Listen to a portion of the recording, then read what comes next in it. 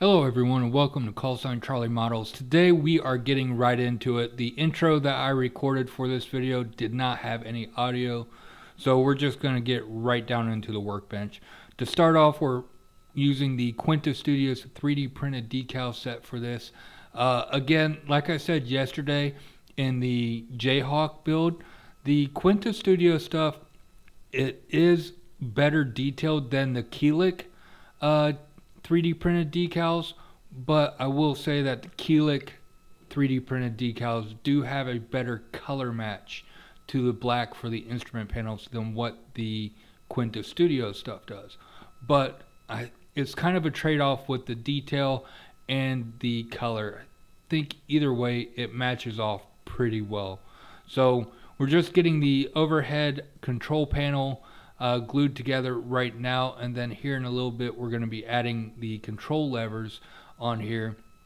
That's really going to add that extra bit of detail to it. We have a few little extra bits to add, some very small decals to add onto here that you probably won't be able to see when it's in, but it is there, and if you are able to see it, it's just an extra little gemstone to find. So now we're getting those control levers put in. I had to cut off the kit ones, so you do have that little white mark there, but once I get the other ones in, you really can't tell. You can't see them at all.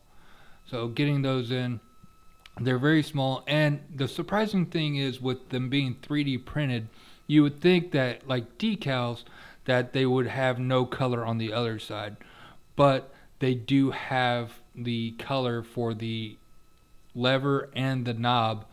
Both have color on them, which I don't know how they do it. I guess it's PFM, pure freaking magic, but that's the whole way with the decals. I guess they just do PFM for everything. So now getting on the center console, I'm using my Zap CA glue with this stuff. It's very thin, easy to work with, dries in about 10 seconds or so, maybe 5 to 10 seconds. So you have a little bit of time to work with. Like on this one, it did stick a little bit quicker than what I was expecting, so I gently pulled it off. That's the other thing about the Quinta Studio decals versus Keelik or even Red Fox decals they are a lot thinner than the other brands of decals. So it's kind of a trade-off. Sometimes they do tear rather easily if you are trying to glue something, or if you've glued something on and you're trying to kind of move it, they do have a tendency to tear, especially with the super glue. Now if you're using the ultra glue or white glue or something like that that has a longer dry time, you have more time to work with. Alright, so now we're moving on to the AW or ASW console, or one of two ASW consoles. Getting the decals put on here and looking very nice. I'm really liking the detail that's included in here, and you'll see here just getting all those on. And I am going to have to touch up some of the glass work on the 3D printed decals a little bit later, because of the matte coat that I put on it somehow fogged those windows, or also got rid of glasswork. But in order to do that, what I'm going to be doing is I'm going to be using the UV clear resin. Also, I touched that one with my hand, so I got a fingerprint on that one. Alright, that was a quick one. Now we're working on the hoist control section right here, getting the other decals on, and we're also going to have to scrape off a little piece right underneath the tweezers right now to add in one more decal. Not worried about leaving any scratches or anything, because the decal covers that entire area up, as you see right here.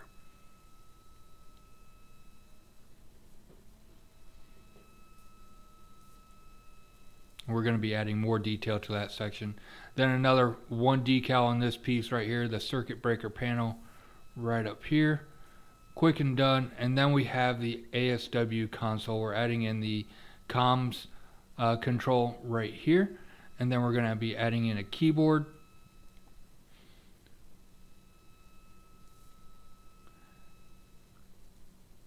Then up next, I noticed that I put that piece on the left on backwards, so I had to cut it off with my knife very carefully. It broke off nice and easy.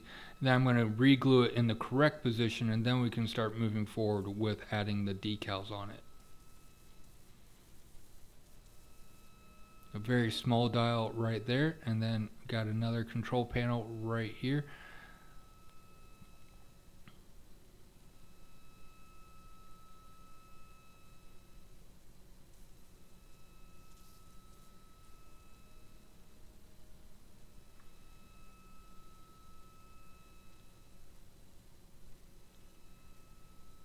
And I'm using super glue or CA glue because I'm really not worried about the fogging of the clear parts, because these will be setting for a few weeks before I get the clear parts on and get everything closed up. So the super glue will have plenty of time to vent and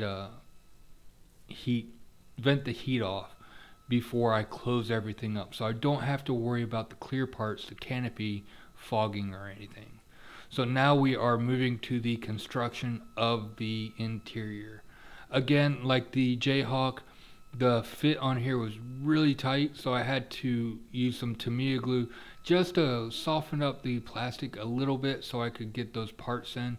And then once I did that, it just slid right into place. Again, this back wall right here, like the Jayhawk, no issues with the fit on that. Come to find out, there was a little bit of a warp to the cabin deck, but it wasn't nearly as bad as what was on the Jayhawk or the SH-60F build. So just getting everything glued in right here, and then here in a little bit we're going to be attaching the ASW console once all of this dries.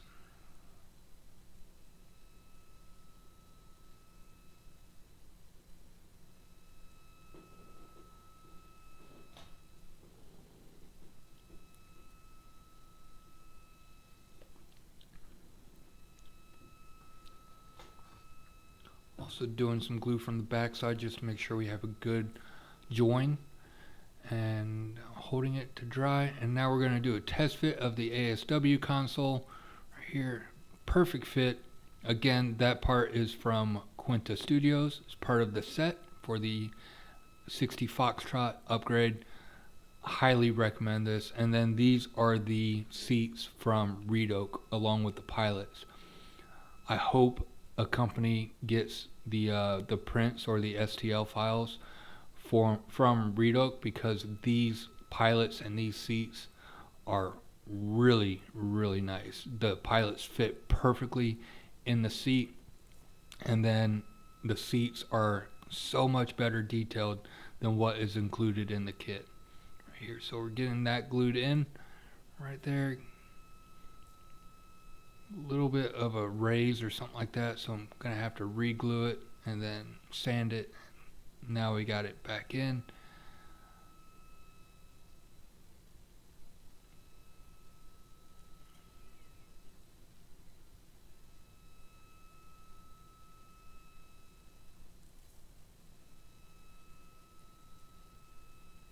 Alright, now we're getting the housing for this dipper right here. It's a nice simple fix or fit, no issues on that, getting that glued in. And we're going to have the dipper actually being lowered into the water for this build, so you're going to be able to see the AQS-13. Then we have the reel system for the dipper, getting that glued in, and then we're going to also get some lead wire to act as a cable going from the reel to the actual housing. What we're working on right now, just a 0.6 millimeter lead wire in there. Gives the impression that there's actually a wire on that reel.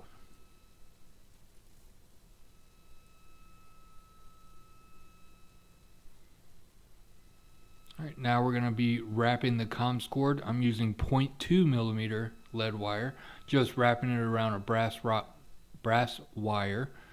And then after that is done, we are going to paint it. I'm using the AK Real Colors marker tire rubber. And this marker seems to be old because it's not really painting too well later on I'll be switching to a new marker which paints a lot better. But we get this one done. And another thing that I wish I would have done is I wish I would have done this prior to putting the seat and everything into the fuselage. I wish I would have attached this COM cord to the AW prior to putting them in the back seat, because coming up here is quite a bit of a fight to get the lead wire to stick into it, especially with little areas to work in. Having to go in from the back side, trying to get it to work. Doesn't really work that time. Didn't work a couple times. What I ended up doing was I grabbed some of the UV resin and I put a dot on the back of the helmet. I dropped that wire on, held it in place with one hand, and then I grabbed the UV flashlight to really set that in place.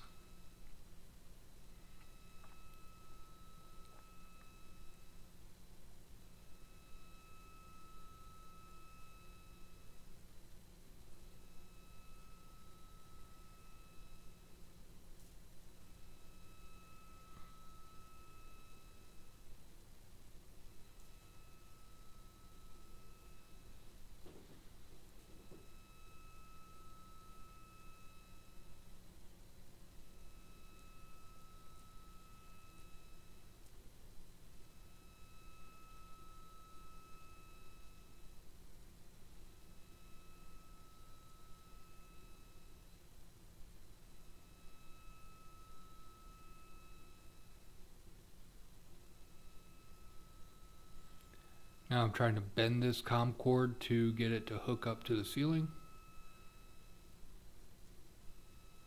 or to the overhead.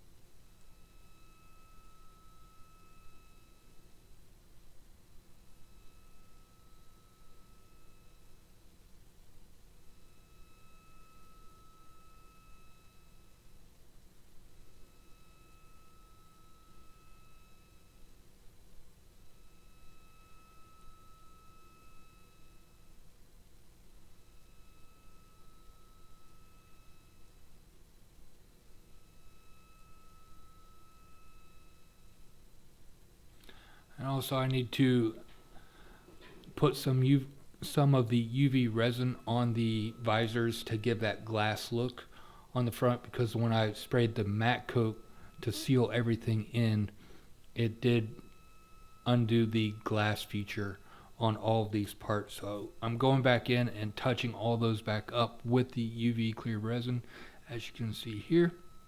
Just painting it on and then hitting it with the light for about 10-15 seconds,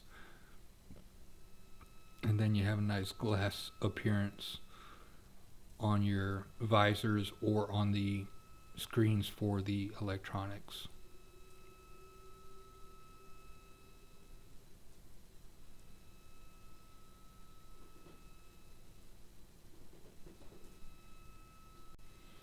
And as you can see here, have a little bit of a hair on the side. It's a constant battle. Charlie, the namesake of the channel, is a golden retriever. So if you have a golden retriever, you know the battle of hair all over the place, no matter what you do. So I don't know how the hair even gets down into the basement, because she doesn't even come down there. But got all that done. Now we're going to be adding on the other ASW operator right here, getting it attached to a seat. Again, perfect fit on the seats, no issues. Now the legs to the seats were very weak and they actually broke off for the most part. So luckily, with gluing the backrest of the seat and the feet of the operator, that should be a strong enough base for that seat. We shouldn't have to worry about it falling off or coming loose.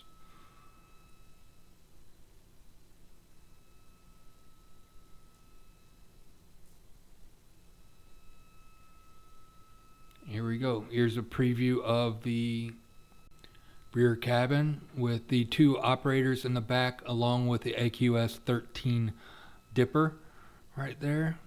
Now we just have one more piece of equipment to add in, and we're going to also add in the other bulkheads to the rear cabin as well.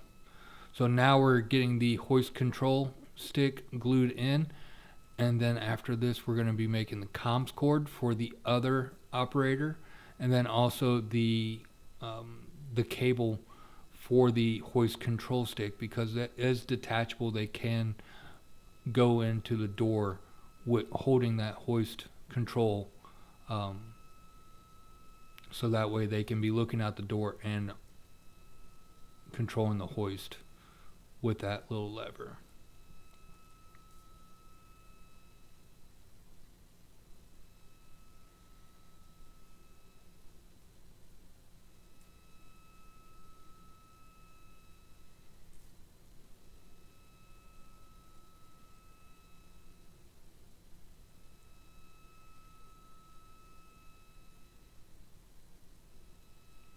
We just have to slide it off the brass rod and then stretch it back out, and then we're going to bend it into shape. And then we're going to go ahead and get this glued into place.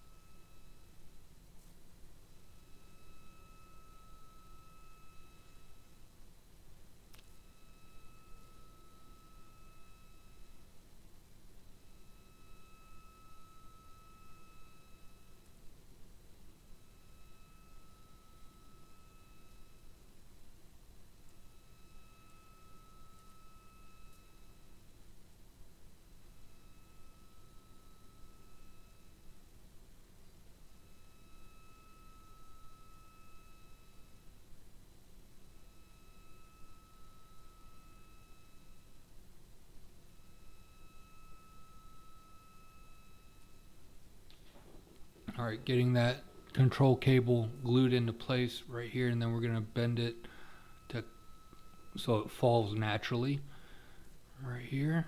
And there you go. That's the final look on that piece. And now we are moving on to getting everything attached.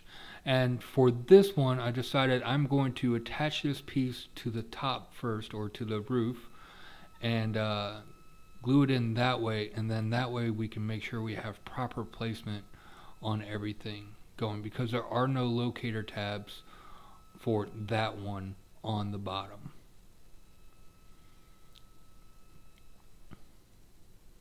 So now we need to get this other console glued in first. Go ahead and get the glass work knocked out first, and then we're going to do a test fit to see where it's supposed to go, right like there. And then we're going to glue it right into place.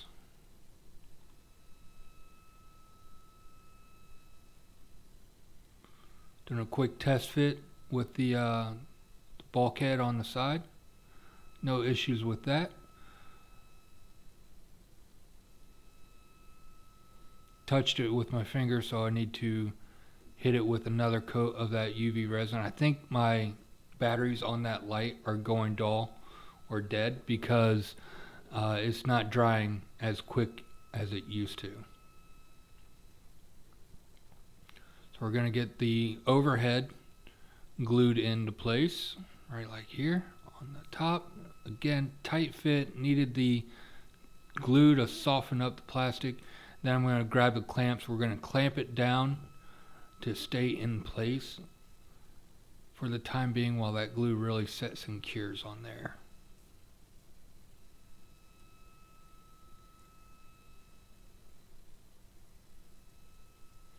We're going to set that aside while we start working on the cockpit wall.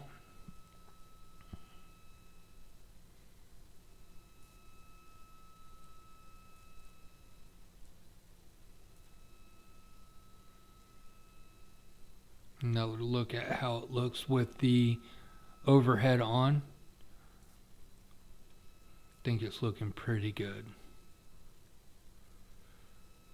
Right, now we're just going to slide this wall right into place. Perfect fit. So if you are going to be building a Kitty Hawk 60, I would definitely recommend this method to building your cabin in the back. And then we're going to be running into some issues with getting that cockpit aft bulkhead attached here in a second. You're going to see how I navigate that as well. So wanted to do another clamp on the aft bulkhead and overhead join right here, just to make sure that it's sitting right. And then we're also going to tack it into place with some CA glue as well.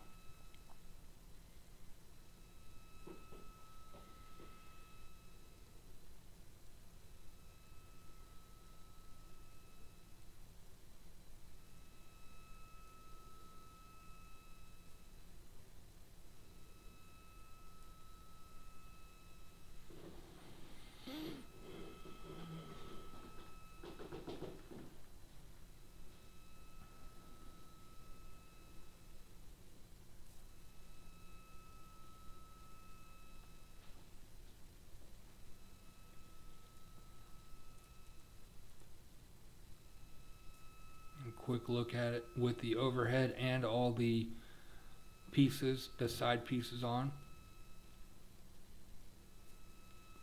Now we get to start working on the cockpit. So first, starting with the bulkhead for the cockpit, we do need to trim a little bit of the area on the overhead to get that to fit. Right here, that edge, we're going to do a quick sand on that, get that nice and smoothed out. There is a piece that's supposed to go there, but it's not visible, and it does cause fit issues, so I pried that one off, and we're going to get this sand off, and then we can do a test fit to see how it's looking right here. It's looking better, but it's not perfect yet.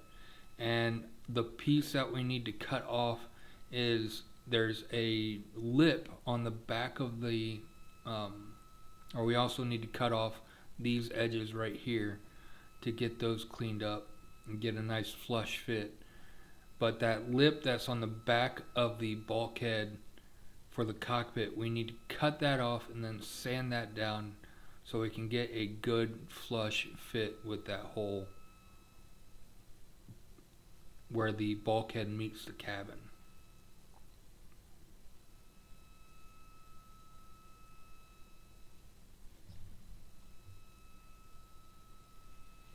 So got that trimmed up, and then we're going to hit it with the sander real quick, being very careful about hand placement because I do not want to knock off any of those levers that are attached to the overhead control panel. So now we're going to do a quick check on it. Looking pretty good so far. Just need to kind of hold it into place because there is a little bend to it, but get that glued into place. And we're also going to tack it into place with some super glue as well. We're going to have it held permanently with the super glue, but the Tamiya glue is going to be able to still do its magic with the way that it works as well.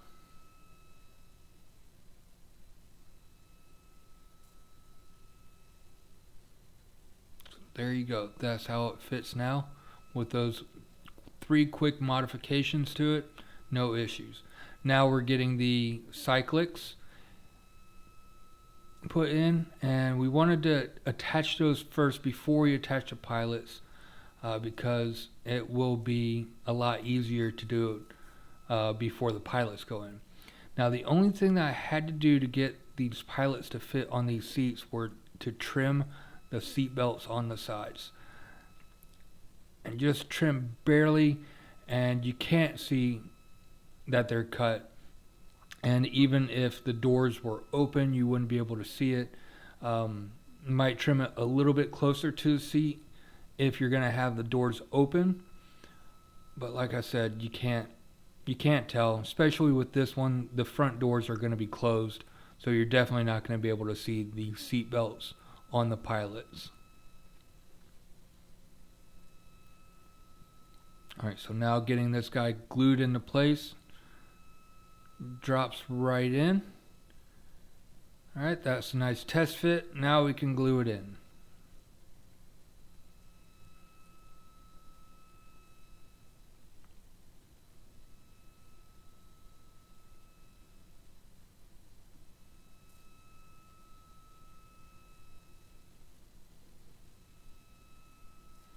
Alright, getting the collective glued in. So another 3D printed piece that was included in the Reedoak set. And now we have this pilot figure. Now this pilot figure was a little bit more difficult to get to fit because he has his hand on the cyclic, and then also he has the collective already printed into his hand. So getting this to fit was a little bit of a squeeze, and we had to do some finagling to get the cyclic or the control stick into his hand as well, but we were able to do it, and it looks really nice. There's also another nice bonus with his feet the way they are. We're able to attach the rudder pedals to his feet as well as the floor, so it gave an extra little sturdy bit to at least those two rudder pedals.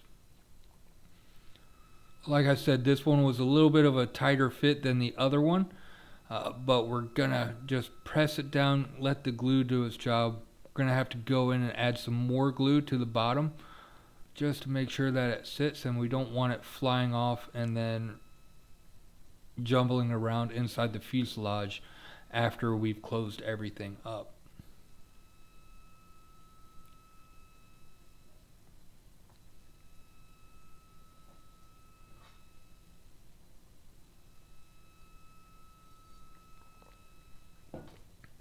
Hitting it with a little bit of a zip kicker just to help speed up the process on that. And now we're going to be moving on to the actual rudder pedals.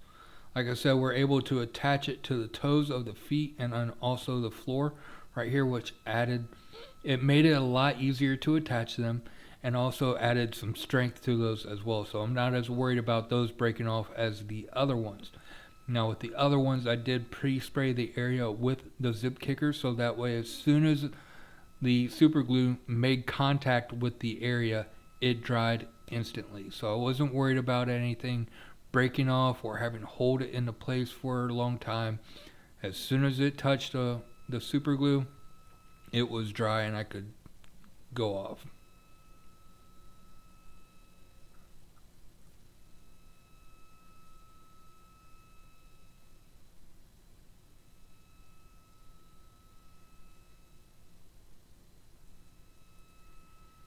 Alright, now getting the front console attached.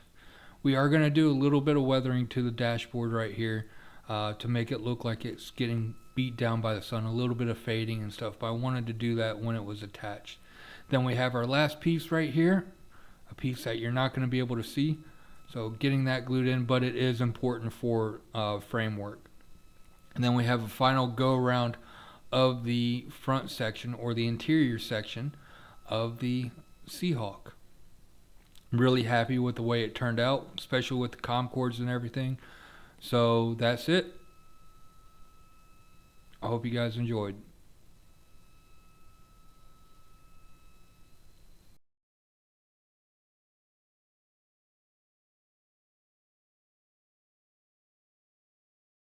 Alright, so that's it for today with the Seahawk. Got a lot done again and finished off the interior, and I'm really happy with it. There's not really any bad areas, and I think today went a lot smoother than what yesterday did because I did know about the faults in the kit, so I was able to tackle those in advance to make life a lot easier. But that's it for today. Thank you guys for watching, and I hope you guys enjoyed. And if you haven't yet, don't forget to like and subscribe. Hit the bell button for notifications of when I post future videos, because next week we're going to be getting the fuselage halves together on this thing. So, that being said, that's it. And I hope you guys have a great day, and I will see you next time.